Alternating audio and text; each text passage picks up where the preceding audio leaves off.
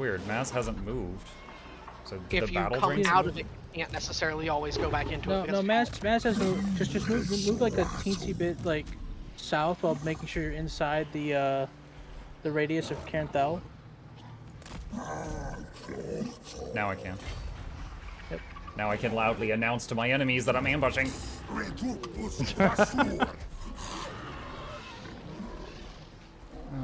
that buys me 1.5 turns. Don't mind me sitting here starving to death. This is fun.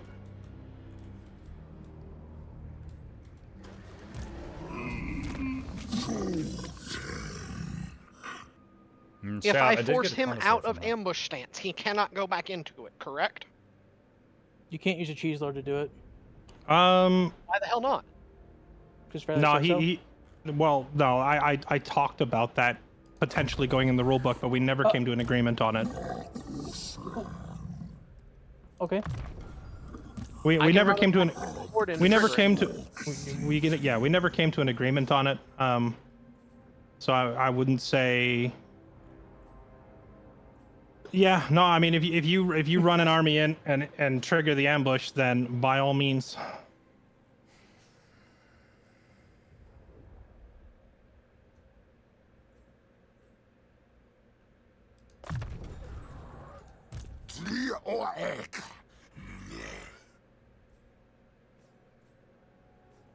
What about the rule about the cheese lord having a unit survive so that someone can live to tell the tale? Was that also not put in the?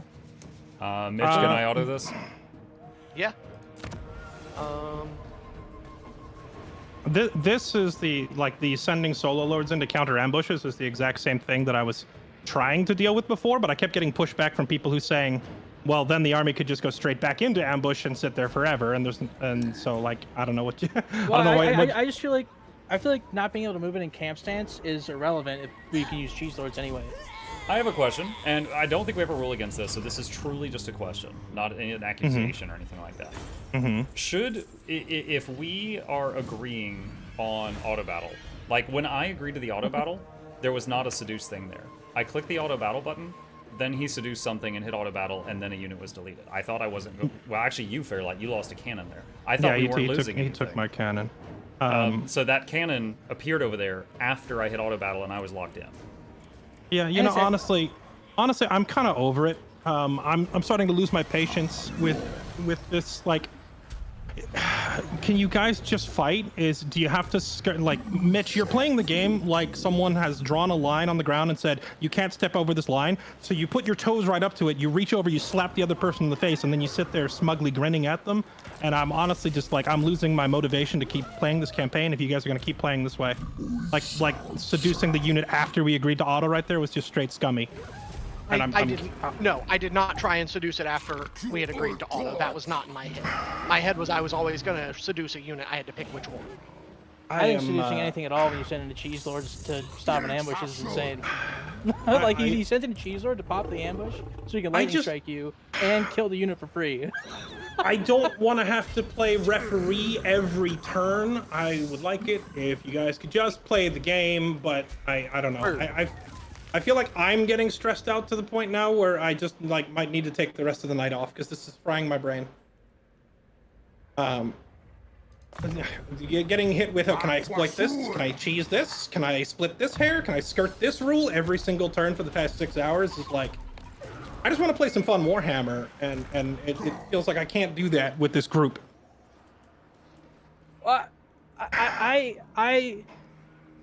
I'm sorry, man. I take that in protest. I am not trying. The only reason I'm trying to abuse the rule book is to save what we have left. I would not be doing any of this otherwise. Like I've been in what 3 campaigns now. I never did what Hans did last campaign. Like I'm not like really even talking to you, to be honest, because you haven't said anything for the past 2 hours.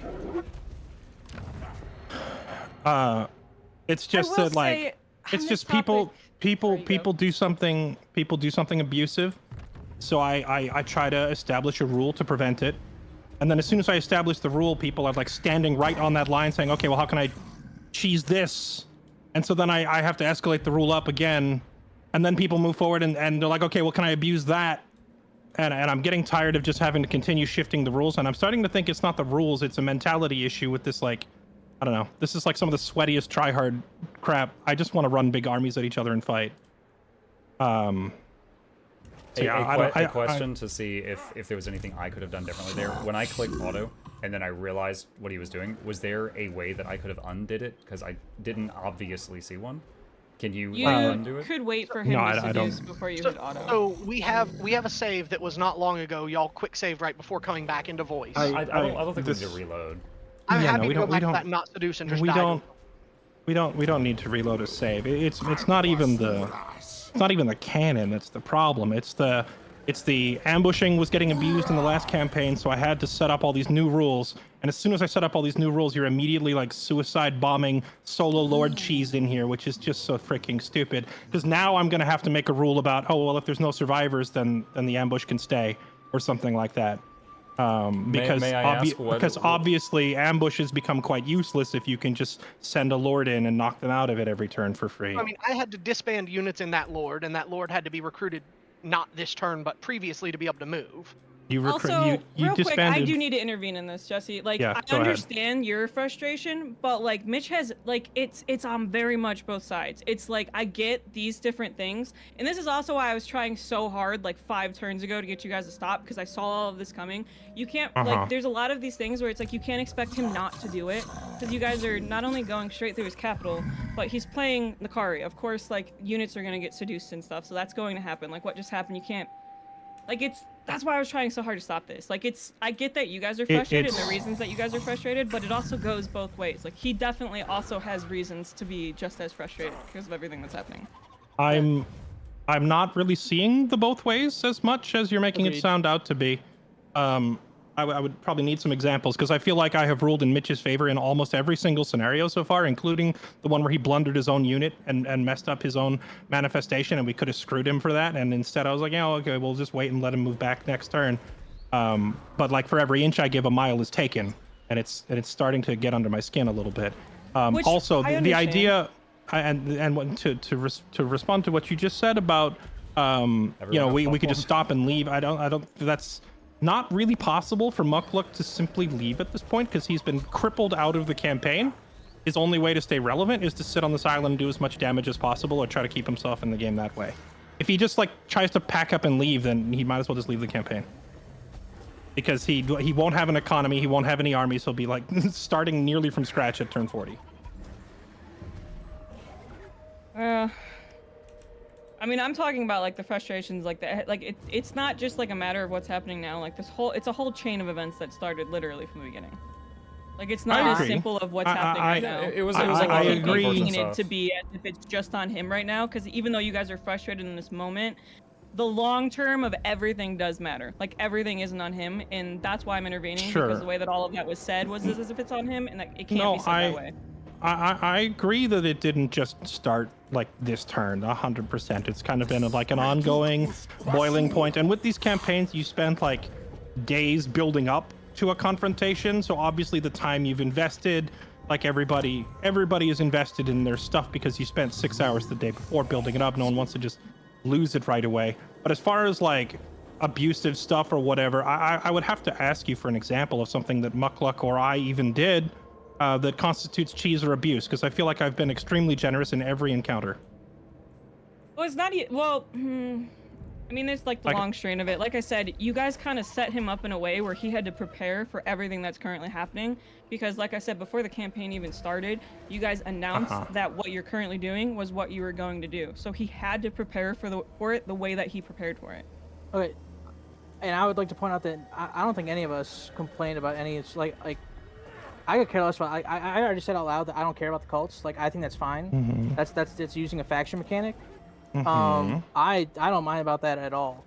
It's saying that like if we announce we attack a city, we have to attack a city.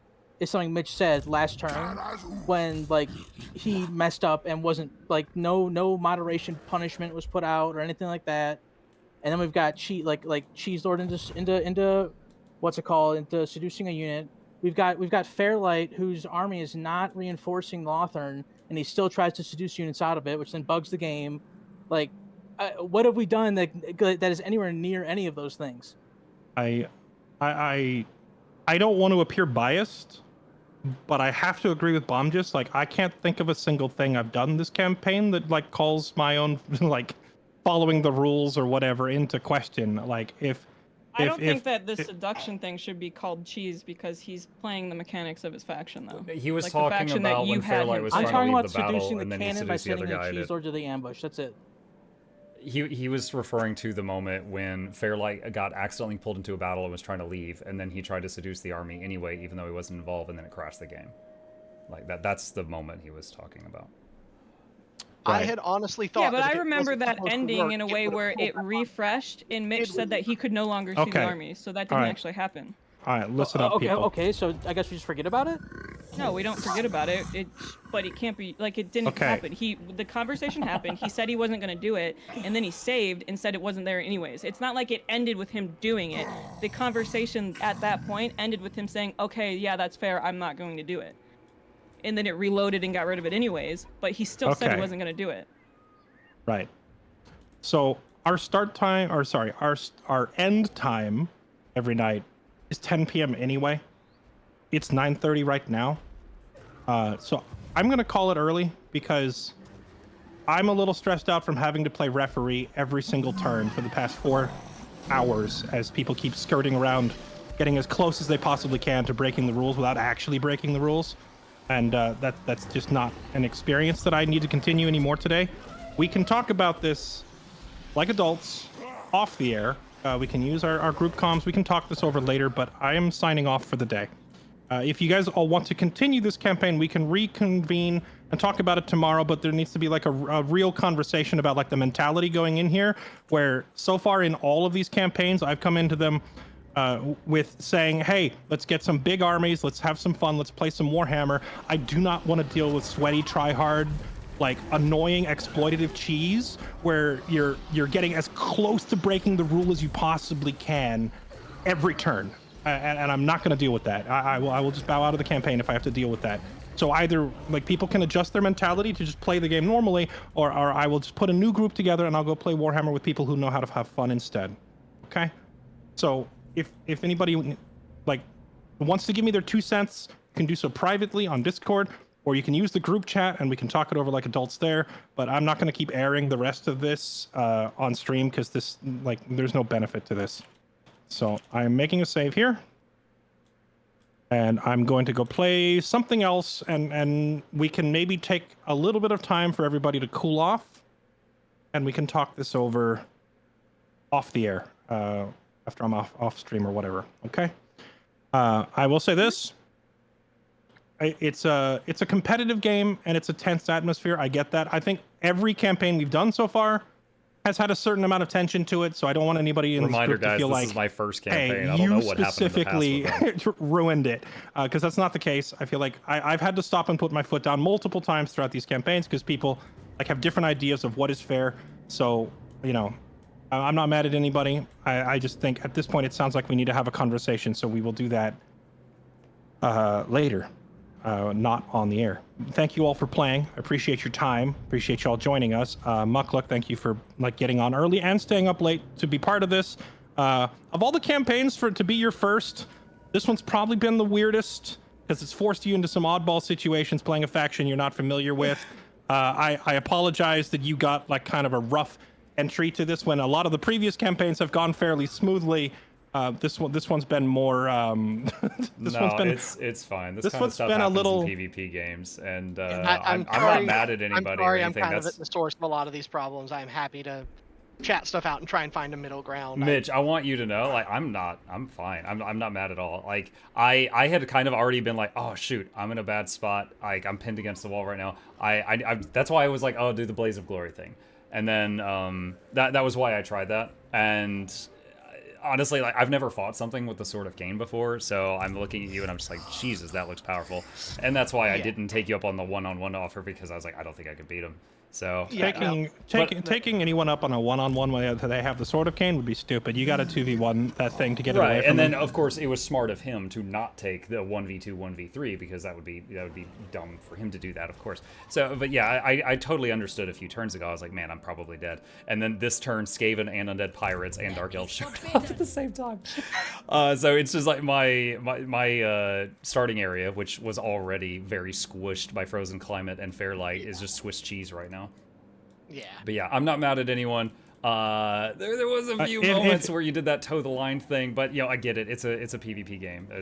I hope there's no hard feelings. I'll back it up on this stuff. I will. I get that is towing the line maybe more than I thought in my head. Now that it's put that way, that was not really my intention. It's just trying to.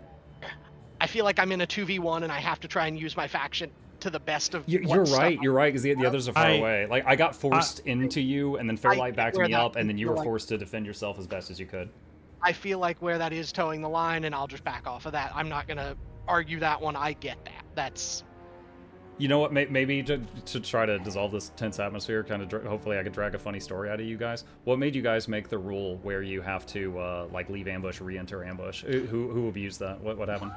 So for starters, that was already how the mechanic worked in Warhammer 2. Which I never played. Okay. Right, which you never played. The devs added the ability to move in ambush stance mainly for convenience, so you could just click ambush and choose your new destination and slide around, because since you're moving on your own turn, it doesn't matter. No one else can step into your ambush. Like the AI is not going to step into your ambush on your turn because they're not moving ever, right? Right. So it doesn't matter. But as soon as you get into simultaneous turns, it becomes really awkward because you could move an army around in ambush and just put them right next to the enemy. So I had to change it in the last campaign because we had a player who was basically moving all of his armies in ambush all the time. Like Skaven or Beastmen or something? No. Just he was playing Empire, but he was like moving all of his armies in ambush at all times.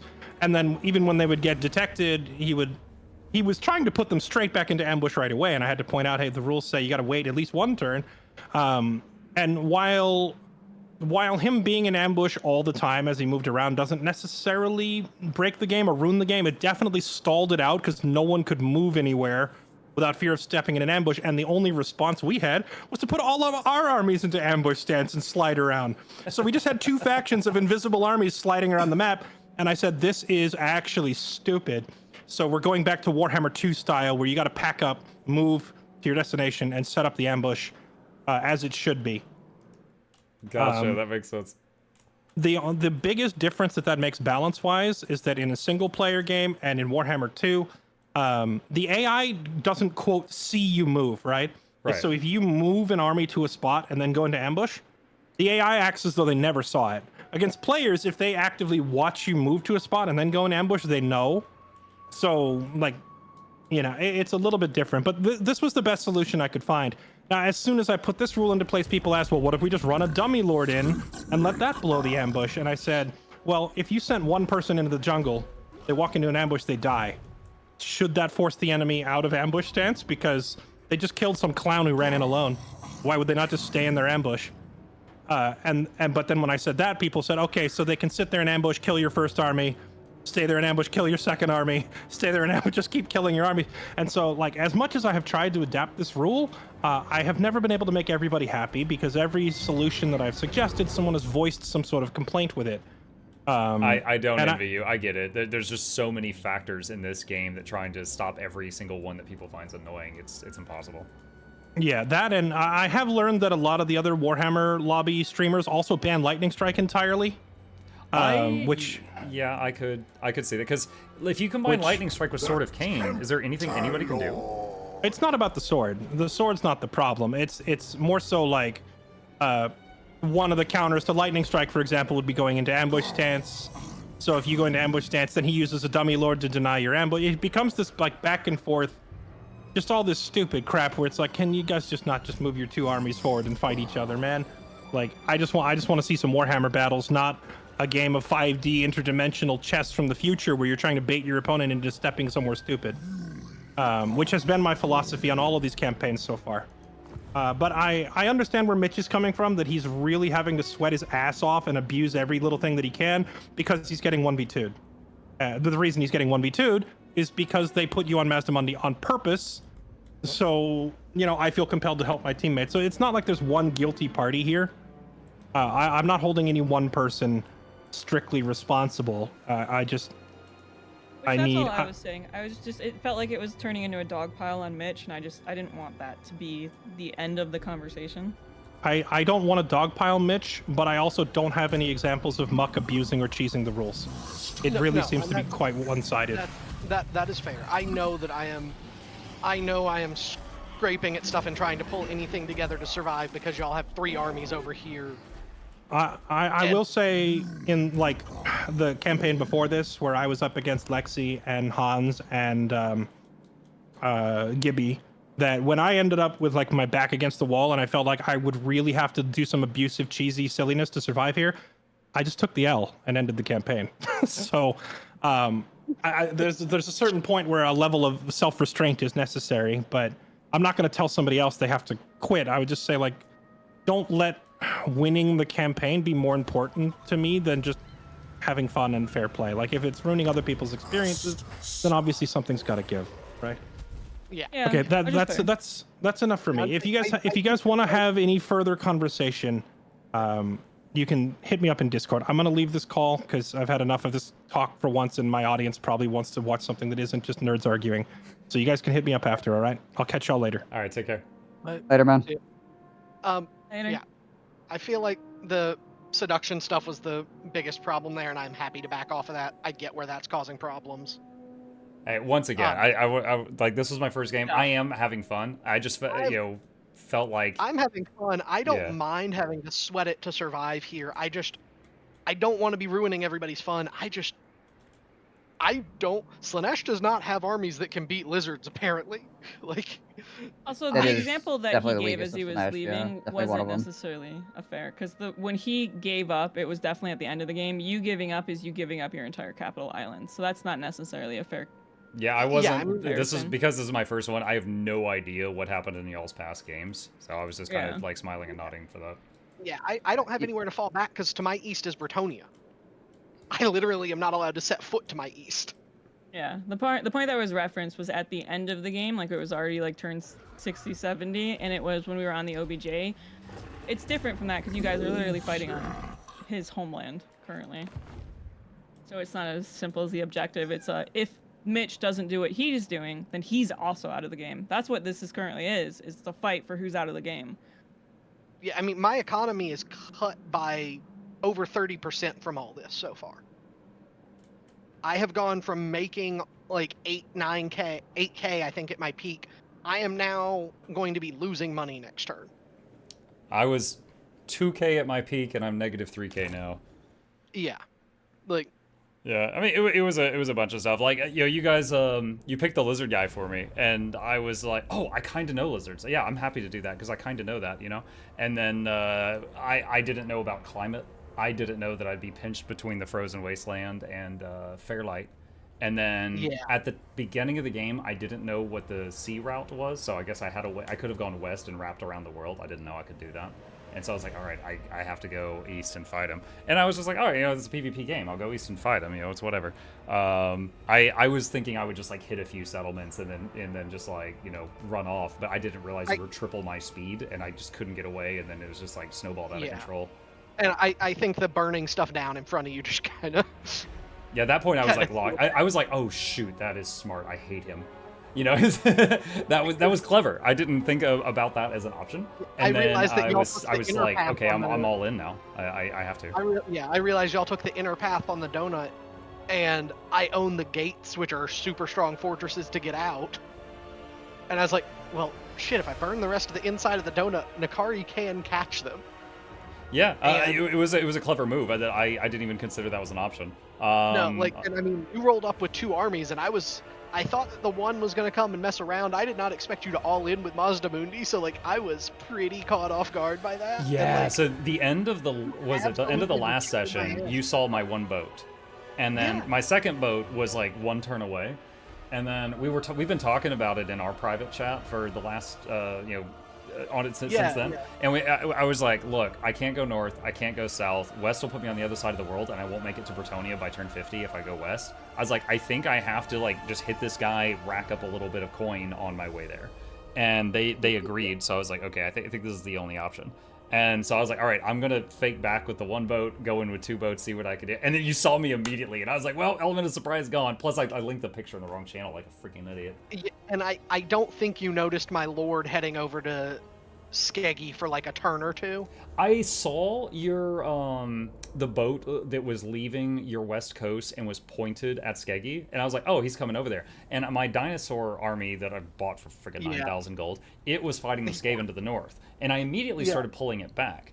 And then I was almost home, and then your cultist appeared at the capital, hit one base. Your Skeggy guy hit Skeggy. And then this other one appeared to the south and destroyed something down there. And then the Skaven I had been fighting hit me from the north. And then an undead pirate ship came into view from the southeast coming over there.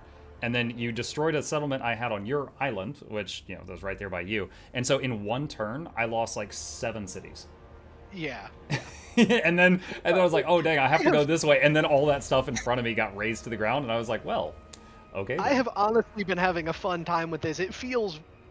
It has felt at least very much like a back and forth that I feel like I finally got a leg up, but I was legitimately worried for my entire campaign for a while. In a way, I was envious of you for a weird reason. Bad. Every turn, we had to wait on you, which kind of sucked, but at the same time, I was envious that you had so much to do. Because I'd be like, click, click, done with turn, wait 10 minutes. Click, click, done with turn, wait 10 minutes. It was like, I had so much less to work with. And so it was like, I was like, man, he's getting to do a lot more gameplay than I am. Y'all really got in the head with that beginning conversation, saying you guys were gonna go through him to get to the objective. Funny enough, what is the name of that freaking term. island? Ulthion or something? Ulthuan. Yeah. So when they mentioned that, I didn't know what Ulthuan was, so that went in one ear and out the other. So like you guys locked onto that, and I just nodded because I didn't know what they were talking about. Mm. Yeah, for me, and it's like a comment like that's so hard to forget because it's like we said, like that would be like taking him out of the game early. So it's like he has to scrape to stay existing, just like you have to scrape to stay existing. Yeah, sure. Which I mean, yeah. I'm honestly surprised / impressed how powerful that you got. That you were just like beating the hell out of the two of us on your island. Also, you're destroying all our stuff back home at the same time. While Lexi and Space Goon, I've never even met yet. The thing is, I'm not beating y'all really by myself. You're so fast, you're rebuilding behind us and evacuating in front of us, and we can't do anything. Yeah, you guys were absolutely winning that fight until Nakari, because when you landed on the island, Nakari had just passed off all of his units and was recruiting a new army. And I had to cut short his recruitment because I went, oh shit. Like, after that first fight where I lost 3 armies, I was like, I am not actually able to fight this as well as I thought, because I thought my armies would do a little bit more than they did. Dude, I'll tell you, because that fight was my first fight with this faction, and I was controlling 40 things. I was so overwhelmed. And I just literally dragged a box around a huge chunk, and I was like, Fairlight, take this. And I took another chunk, and I was like, other guy, take this. I was like, I need to reduce what I'm doing. In every battle. That's not like I hand off tons of units in every battle. You can ask Lexi in Space. Like I've been handing off a lot of the fast flanking units. Random thing that bothered me, I found out. If you try to cast a heal spell by clicking on you click heal and then you click the portrait of the thing you want to heal at the bottom, if the portrait you click on is of troop that you gave to Fairlight, it won't work. So then you have to go around the map and find the thing. Oh wow! So I was like trying to find. You were trying to kill Lord Croak, the floating frog, and I was trying frantically in that sea of armies to find him to cast a heal on him at one point. I never did. I'm lucky he lived. I couldn't find him. You know, you can hold down spacebar in the battle, and it'll pull up unit portraits. No, I didn't know that. So it'll pop little icons, and it'll pop the unit icons above people's heads. And for lords, it will pop up separate icons from the units themselves, so you can kind of try to quick find individual unique units. I didn't know that one. I'll try to remember that. But yeah, it was just like, I can't heal him. It just keeps deselecting, in the middle of the thing. I will But, say, yeah, no, purely, like, again, respect to your skill. You were holding off 2 of us. Just in the general sense, I hope I don't have to fight against Ace Laneesh again anytime soon, because it is not fun. Every battle, guaranteed losing something, Yeah. even if you're just sending the smallest crap at me. I'm like, oh yeah, I No, lost and- another Regiment of Renown again. I get that, and I actually get where that's a problem, and I'm happy to just, as of tomorrow, if I'm auto-resolving an obvious loss like that, I won't seduce anything. I get that that's a problem.